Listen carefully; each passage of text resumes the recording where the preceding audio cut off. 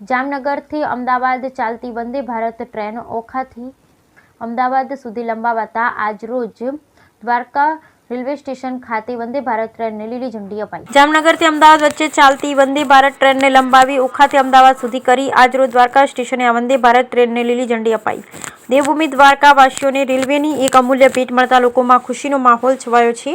જ્યારે આપણા લોકલાડીલા સાંસદ શ્રી પૂનમબેન માડમની અનેક રજૂઆત બાદ જે વંદે ભારત ટ્રેન જામનગરથી અમદાવાદ સુધી જતી હતી તેને લંબાવી અને ઓખાથી અમદાવાદ સુધી ચાલુ કરવા માટેની રજૂઆતને આજ રોજ વેગ મળ્યો હતો અને આજ રોજ દ્વારકા રેલવે સ્ટેશનથી વંદે ભારત ટ્રેનને આપણા લોકલાડીલા વડાપ્રધાન શ્રી નરેન્દ્રભાઈ મોદી દ્વારા વર્ચ્યુઅલી માધ્યમથી લીલી ઝંડી અપાઈ હતી। સાથે સાથે સાંસદ સભ્ય શ્રી પૂનમબેન માડમ, ધારાસભ્ય શ્રી પબુભા માણેક તથા રેલવેના અધિકારીઓ વગેરે લોકો દ્વારા દ્વારકા રેલવે સ્ટેશન ખાતે ઉપસ્થિત રહી અને વંદે ભારત ટ્રેનને લીલી ઝંડી આપી હતી।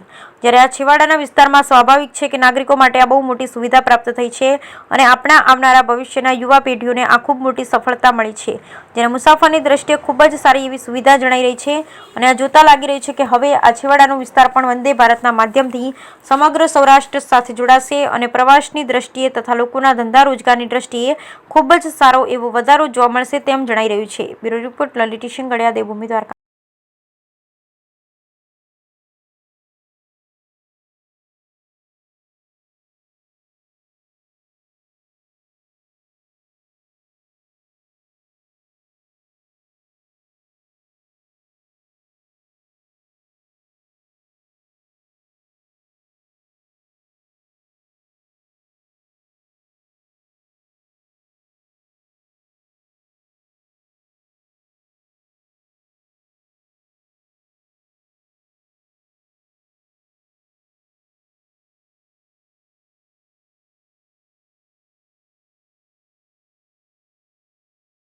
હું શીશ પંડ્યા રાજકોટ ડિવિઝનનો કમર્શિયલ ઇન્સ્પેક્ટર છું।